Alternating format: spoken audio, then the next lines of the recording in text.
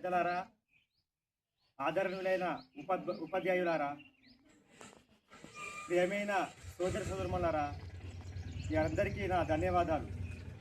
ఈరోజు సావిత్రిబాయి పూలే జయంతి సందర్భంగా చలో గ్రామ పంచాయతీలో సావిత్రిబాయి పూలే గారి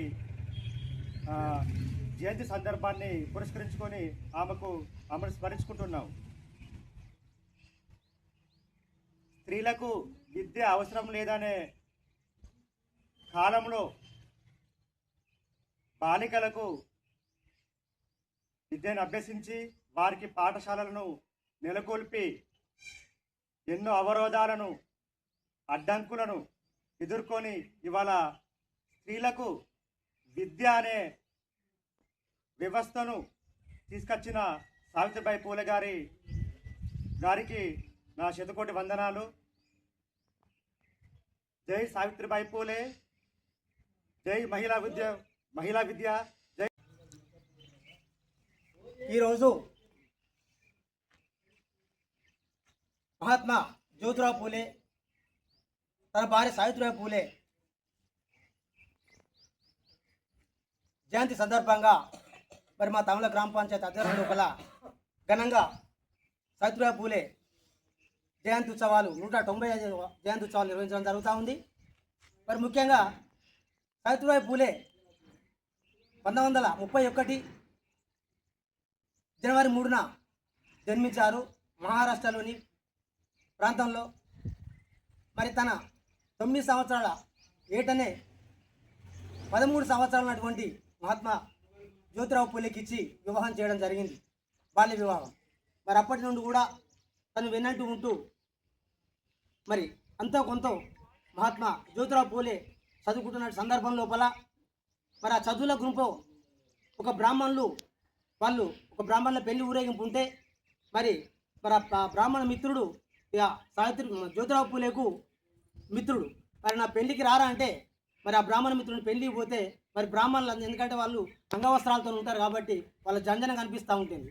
మరి తను కూడా అంగీడిస్తే ఈయనకు జంజనం లేకపోవడం ద్వారా అక్కడ బ్రాహ్మణులు, అరే నువ్వు శూద్రునిరా, నువ్వు మా బ్రాహ్మణుల గుంపులు వస్తే నీకు అంటరానితనం మాకందరికి కూడా నువ్వు అసలు మా బ్రాహ్మణుల గుంపులను నడుపుతున్న సందర్భాలు ఉండే.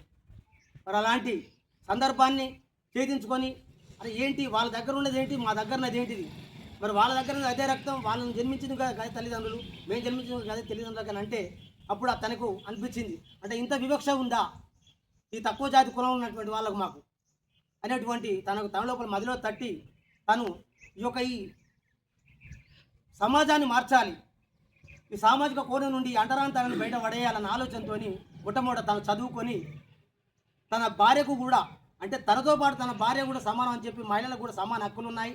మరి మహిళలకు కూడా ఇవాళ తప్పకుండా కూడా ప్రతి దాంట్లో కూడా వాళ్ళకి సమాన హక్కులు ఉంటాయంటే మరి ఆనాడు అసలు బ్రాహ్మణ స్త్రీలే బయటకు రాకుండా చదువుకునేటువంటి సందర్భాల లోపల మరి ఈయనే తన భార్యకు చదువు చెప్పి మరి చదువు చెప్పిన తర్వాత కూడా మరి ఆమెను కూడా మళ్ళీ ఒక ఉపాధ్యాయులుగా తయారు చేసి ఇంకా 100 మందికి ఒక మహిళలకు కూడా చదువు చెప్పి జ్ఞానం పెంపొందించిన ఆలోచనతోని మరి తను జ్యోతిరావు పూలే ఒక పాఠశాల కట్టడానికి ప్రయత్నం చేస్తే అక్కడ ఉన్నటువంటి అగ్రవర్ణ కులాలకు సంబంధించిన కొందరు వ్యక్తులు కూడా గ్రామంలో భూమి కూడా ఇవ్వకుండా పాఠశాలకు చేస్తే ఒక ముస్లిం అతను ఈ యొక్క సావిత్రిబాయి పూలే జ్యోతిరావు పూలే ఆలోచనలు చూసి ఒక ముస్లిం అతను తన జాగానిస్తే అందులో గుడి చేసి ఇవాళ సావిత్రిబాయి పూలే మొట్టమొదట సావిత్రిబాయి పూలే మహిళల నుండి ఒక ఉపాధ్యాయురాలుగా చదువు చెప్పినటువంటి ఒక ఘనత ఆ మహానుభావురాలు.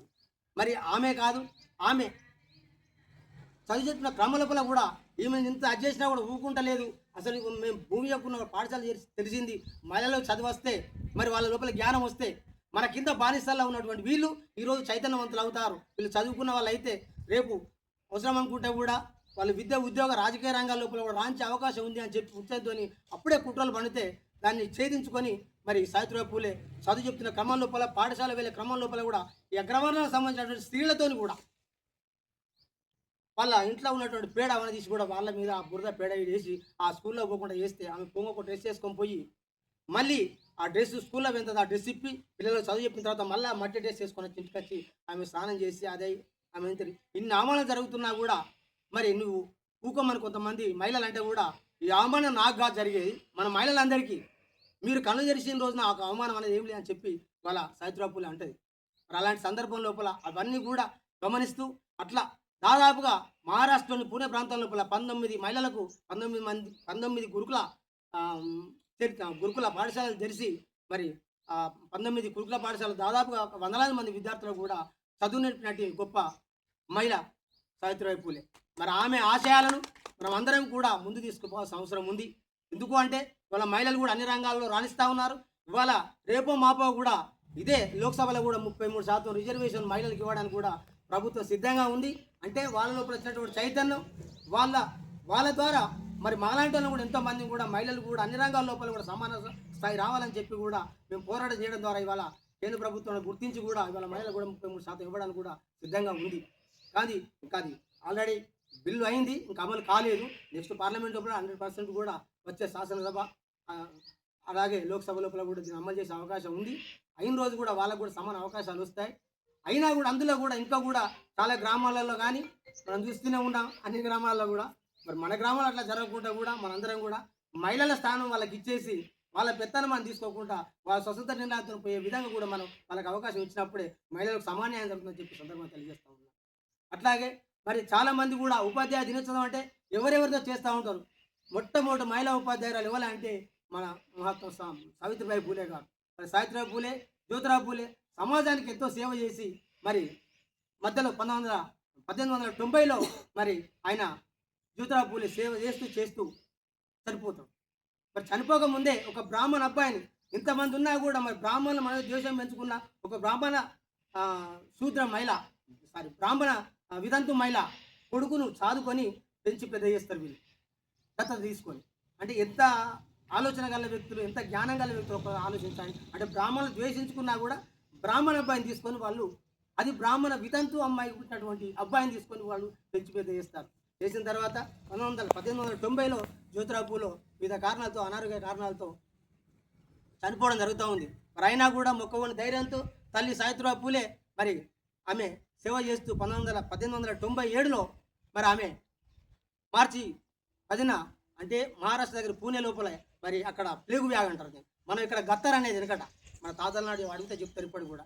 మరి గత్తర్ అంటే అది వ్యాధి వచ్చింది అంటే ఇప్పుడు మొన్న వచ్చినటువంటి అదేం వ్యాధి, కరోనా టైపు. అట్లా వస్తే వందలాది మంది చనిపోతూ ఉంటే కూడా ఈమె పోయి సేవ అని చేస్తూ ఉంటుంది. మనం కూడా అప్పుడప్పుడు కూరగాయలలో ఇంకాలకి ఇచ్చేస్తాం అందరికి. అయితే ఆ వ్యాధి జోకి కూడా ఈమె 1997 మార్చి 10న ఆమె చనిపోవడం జరిగింది.